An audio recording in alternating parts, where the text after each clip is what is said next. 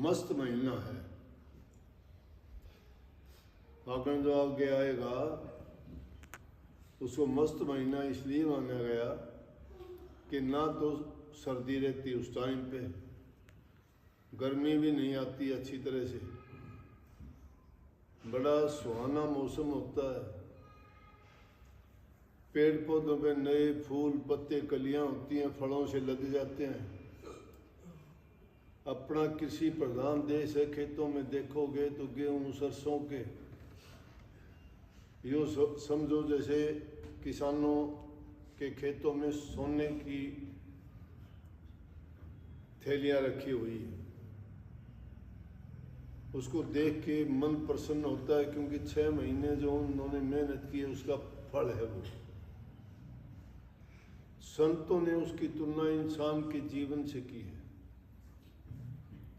कि 84 लाख योनि में घूमते घुमाते इंसान का चोला जब इस जीव को मिलता है, वो यूं समझो कि उस फागण मास जैसा है। हर जीव को स्वतंत्रता दी गई है, वो उस पर निर्भर करता है कि वो उसका फायदा कितना उठाता है। जो समझवान होते हैं वो संतों की शरण में जाके अपने पाप कर्मों को धो लेते हैं, प्रभु की भक्ति करके अपने जन्म को सफल कर लेते हैं। संतों के चरणों में लगने से इस जीव का जीवन सुधार इसलिए हो जाता है कि पूर्व जन्म के कर्मों को भी नाम की कमाई करके धो डालता है। अब वो कोई ऐसे कर्म करता नहीं कि जिसका कर्ज चढ़े, और आगे के लिए उसकी प्रारब्ध नहीं बनती। जिसकी प्रारब्ध नहीं बनती उसके सिर कर्जा नहीं होता, उसके खाते पे कलम लग जाती है। तो इसलिए कही कि हमें गुरु फागण में आन मिले कि इंसान के चोले में हमें गुरु मिल गया।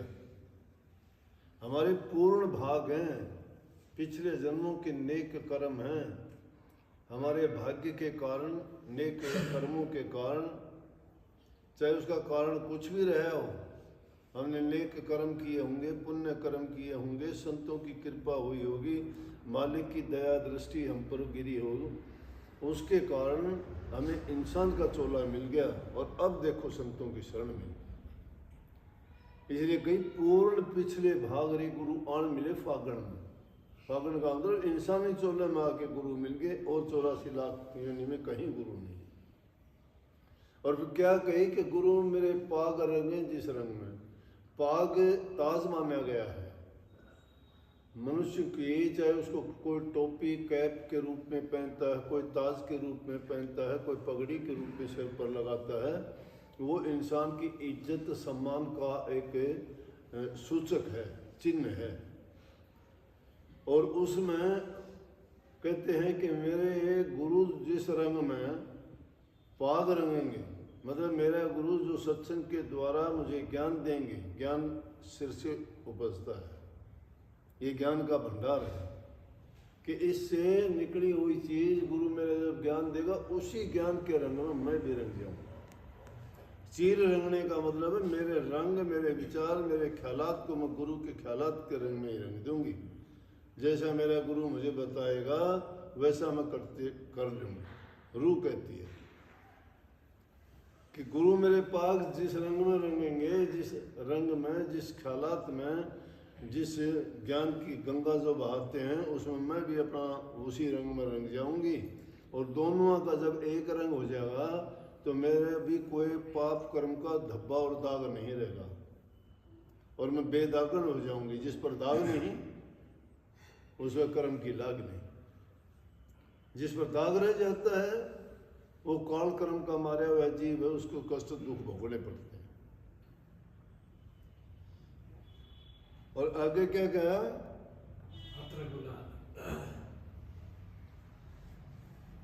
क्या कहा, वो तो एक, क्योंकि फागण के मास में खुशी मनाने के लिए हम रंग छिड़कते हैं, खुशियाँ मनाते हैं, तो आदमी जब हर चीज़ खुशी तो जब होता है ना, उसको कोई किसी प्रकार की चिंता ना ले। अब संतों की शरण में जाते हैं तो सारी चिंता खत्म हो जाती हैं। चिंताएं हम बढ़ाते हैं, खोटे मंदे कर्म करके हमेशा कुछ ना कुछ अटपट दिमाग में भरते रहते हैं। दुष्टों का संग करने से दुर्मति हमारी बुद्धि में घुसती है, संतों का और नेक इंसानों का संग करने से हमारी सुमति आती है और अच्छे गुण मिलते हैं। तो जब अच्छे गुण मिल जाएंगे तो इंसान खुश रहेगा। और जिसकी दुर्मति है वो शेर आई उसका बता देगा उसको कहाँ खुशी है। जहाँ खुशी होगी वहाँ भी वो दुब क्या बैठा रहेगा। क्यों? उसके मन ने, उसके ख्यालात ने, उसके कर्म ने उसको मार रखा है। जो मस्त और हंसता खुशता रहेगा उसका कहता है कि रंग बिरंगे के हमारे सतगुरु उस खुशी के लिए, आनंद के लिए भर भर जोड़ी उन रंगों की फेंकते हैं। तरह तरह के, तरह तरह की खुशियाँ हमें मिलती रहती हैं। मन भी खुश, तन भी खुश और हमारा भाग्य भी जग जाता है। तो कहते हैं कि उस रंग में रंग जाने के बाद झोली भर भर के जो फेंकते हैं, तो कहते हैं ऐसे टाइम में कोई सो जाता है। कहीं ना कि सोवन का लगा दो आगे कुछ नफा मिले जागरण में। सो मत उस टाइम पे। गुरु जो ज्ञान देता है उसे वंचित ना रहो, उस ज्ञान को प्राप्त करो। और जब वो ज्ञान तुम्हें मिल जाएगा तो जागना है। गुरु की शरण में जाके जीव जागता है। गुरु से बेमुख होता है वो आदमी, सो जाता है। सो जाने का मतलब डूब जाता है, रास्ते से भटक जाता है। वो उसकी गर्दन काट के हाथ में चली जाती है, उसको यमदूत खींच के ले जाते हैं, नरकों की सज़ा मिलती है। यहाँ रहते हुए समाज सज़ा देता है। इंसान की सबसे बड़ी सज़ा क्या है? जेल सज़ा नहीं है, उसको मारना पीटना सज़ा नहीं है, उसको ऊपर जुर्माना लगा देना सज़ा नहीं है। बहुत छोटी समझ है ये। जो इंसान किसी की नज़रों से गिर जाता है, दिल से गिर जाता है, उससे बढ़ के कोई सज़ा नहीं है। तुम्हारा कितना जो प्यारे से प्यारा आदमी है और तुम्हारे से अगर किसी प्रकार की उसकी गद्दारी है, धोखाधड़ी है, बेईमानी है, उस आदमी से तुम नज़र फेर लो, वो मरे समान हो जाएगा, वो जिंदा नहीं, लाश रूप में घूमता फिरता रहेगा। इसीलिए उस शब्द में वे गाते हो, नजरों से गिराना नाम, चाहे कितनी सजा देना, नजरों से जो गिर जाए मुश्किल है उठ पाना। उठ नहीं सकता, नजर से जो गिर जाता है। कबीर साहब कहते हैं, एक बार परखिए ना वो बार में बार, बाड़ू ताहे किरकरी जो छाणो सो बार। बाड़ू को 1000 बार भी छान लोगे करकराट रहेगा उसका। जिस इंसान को एक बार परख लिया, वो चाहे लाख करो तो अगर वो फिर भी अगर विश्वास दिलाता है तो समझो उसके अंदर धोखा ही है। अगर नहीं भी हो तो उसका इतबार और विश्वास नहीं किया जा सकता। इसलिए इंसान को न कहिए, प्रेम निभाए ही बने, सोचे बने न आन, तन दे मन दे शीश दे और ने न दीजिए जान। ने निभाना बड़ा मुश्किल है, दुश्मनी पीढ़ियों तक निभ जाएगी। लेकिन ने के लिए नो कहिए कि तन दे मन दे धन दे, सारी चीज भी चली जाए न तो भी ने को नहीं तोड़ना चाहिए। ने निभाए ही बने, सोचे बने नान, निभाना पड़ेगा। वो सोचने से और अपने ख्यालात से नहीं निभाया जा सकता। इसलिए कहिए कि अपना तन दे दे, मन दे दे, धन दे दे, उस ने को टूटने नहीं देना चाहिए, चाहे उसकी कितनी भी कीमत क्यों न चुकानी पड़ो। और जिसका ने गया धूल हो गया सबके में, करा करा सब मिट्टी में मिल गया। इसलिए कही कि सोमन का लगा दो आगे कुछ नफा मिले जाकर, कि उसे ऐसे आराम, ऐसे सुख उसको तिलांजलि दे दो। क्या लेना उन सुखों में, कितने दिन के लिए सुख है? क्या चीज मांगते हो? दुनियादारी के पदार्थ मांगते हो? सदा नहीं रहने वो। जो चीज सदा नहीं रहनी उसके लिए क्यों मांगते, क्यों हाथ फैलाते हो? क्यों हाथ फैलाते हो? हाथ उस दाता के सामने फैलाओ और उससे मुक्ति मांग लो कि इसे दुनियादारी के, इसे पाप रूप की दुनिया में मैं दोबारा ना आऊं। भक्ति कबूली थी गर्भवास में, उसके ना भूलूं, उसको भूल गया। गर्भवास में प्रण किया था कि मुझे बाहर निकालो, इस नरक से बाहर करो, बाहर निकल के भक्ति करूंगा, बाहर निकल के भूल गया। कभी किया न भजन वारे कैसे बीतेगी, जाएगा यम के द्वार वा कैसे बीतेगी। कभी किया न भजन वा कैसे बीतेगी, मालिक के नाम का भजन नहीं किया कैसे बीतेगी, बुरी बीतेगी। यम के खूंटे से बांधे जाओगे, कर्मों की मार पड़ेगी, रुका पुकार नहीं सुनी जाएगी, वहाँ हेरा फेरी नहीं चलेंगी, वहाँ वकील दलील नहीं है कोई भी, बहुत दुर्गति होगी। पिछले जन्मों से अब देख लो तुम्हारी हालत पिछले जन्म के कारण है ये। हमारे बरगया के छोटी उम्र में बाप गुजर गए थे, वो पिछले जन्म का कर्म था हमारा। इस जगह पे आए यो भी हमारा कोई कर्म था। किसी की माँ मर गई, कोई बेघर हो गया, किसी का बाप मर गया। मैंने ऐसे ऐसे देखे जिनकी किन्नी को नहीं रहा, दो रोटी का साधन को नहीं, सड़कों पर भीख मांग मांग के जन्म बिताए। उनका क्या था? खोटे कर्म तो थे, कभी तो किए थे, लेकिन जिनके अच्छे कर्म है, सब कुछ मिला है, वो क्यों डूब गए?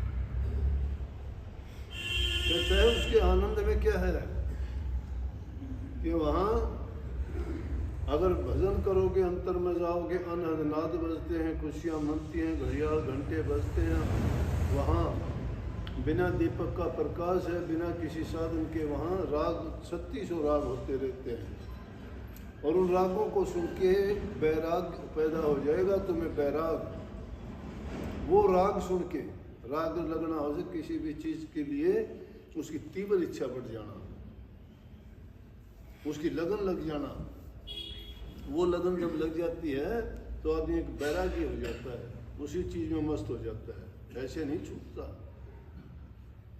2 दिन परिवार को नहीं छोड़ सकते, उनके लिए हाय तौबा करते फिरते हो, थोड़ा सा दुख कष्ट हो जाता है तो।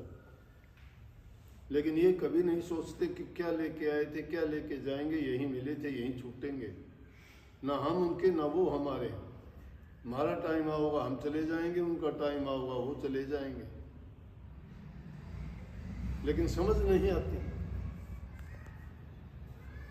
और जो समझ जाता है, जिसको सतगुरु की शरण मिल गई, जैसा कि पहले कहा कि इस फागुन मास में हमारे भाग जगे, तो कहते हैं कि फागुन के दिन सुख से बीते। अरे सतगुरु की शरण मिल गई, नचिते हो गए, नचित हो गए। ना यम का डर रहा, ना कर्म का डर रहा, ना कोई काल की फांस गली, ना ज़्यादा पाने की चाह रही, ना किसी से ज़्यादा हमारा जुड़ाव है। दुनिया में रहे जब तक रहे, जब बनावा आया तो चलने के लिए तैयार हो गए। और जो दिन बीते वो खुशी से, आनंद से बीते, उनकी याद में बीते, प्रभु की में, उसके बैराग में, उनकी प्यार में, उनके लगन में, उनकी तड़प में, उनकी आस में कि उनकी बड़ी कृपा है। और उनका एहसान मान के प्रभु का हमारे दिन बीते। कहते कि फागुन के दिन सुख से बीते। इंसानी चोला बड़ा आराम से बीता। किसी ने शराब में, किसी ने कबाब में, किसी ने गंदे कर्मों में, किसी ने निंदा में, किसी ने चुगली में बट्टा लगा लिया, काले मुंह करवा लिए, घिसटते हुए गए, खोटे कर्मों का कर्म हो गया। कोई चोरी डकैती में, कोई शराब में, कोई मांस में, कोई जुए में, ये बर्बाद कर दिया अपना जीवन। क्या मिला? हाथ झटका के गए। गया फागुन के दिन सुख से बीते। हम हारे, हमारे सतगुरु जीते। हम क्यों हार गए? कैसे हार गए हम? क्योंकि हमारी लालसाएं तो कुछ और थी। हम तो संसार को अपना मानते थे, पदार्थों को अपना मानते थे, जायदाद जमीन अपना मानते थे, बेटे नाते तो बहुत हमने तो पाल ली थी चीज। लेकिन सतगुरु ने जब बात बताई तो हम हार गए उस बात। संतों ने कही है कि हरिजन तो हारे वाले और जीतन दे संसार। हारे तो हरते मिले, जीते जमकर वाले। वो लड़ाई संसार की है। लेकिन यहां हार क्या हुई? यहां तो हमारी लड़ाई सतगुरु के साथ थी। कही है ना कि बाजी मान लो पीव से, कि पीव के संग परमात्मा से बाजी लड़ूं। अगर मैं हार गई तो पीव हमारे, मैं पीव की बन गई, और जीत गए तो पीव हमारे। दोनों तरफ से हमारा फायदा है उसमें। इसलिए कही कि फागण के दिन सुख से बीते, हम हारे हमारे सतगुरु जीते, गंगा दास हुए न चीते। हम खेल चले हैं फाग। ये फाग जैसा टेम था, फाग खेल के खुश होते हो ना, कि इंसानी जीवन को फाग समझ के खेल चले। क्या करे हंस कागज में, कागवृत्ति के लोग, गंदी नीति के लोग, बुरी सोच के लोग, खोटे कर्मी लोग, दुष्ट पापी लोगों से हम निकल गए। उन कागों में हमारा क्या काम? हम हंस थे। तो बोले कि हम देश को फाग खेल चले हैं और यहाँ हमारा कोई काम नहीं है दुष्टा मारने का। दुष्ट भोगो इस काल कर्म की, इस माया देश की, और कर्म की ठोकर हुए खाओ हुए भोगो। तो ये इस शब्द का थोड़ा मैंने व्याख्या करके आपको समझाई है। संतों की हर वाणी जीव को सुधार के लिए, भटके हुओं को रास्ता दिखाने के लिए, मन में कचरा जो भरा हुआ है उसको निकालने के लिए, उनके सुधार और कल्याण के लिए है। जो मान जाता है उसका जीवन समझ जाता है, वो उसका फागण जैसा बीतता है, और नहीं तो जेठ 60 वर्ष का टाइम बीतता है उनके साथ। इसलिए बहुत बहुत आशीर्वाद सबको।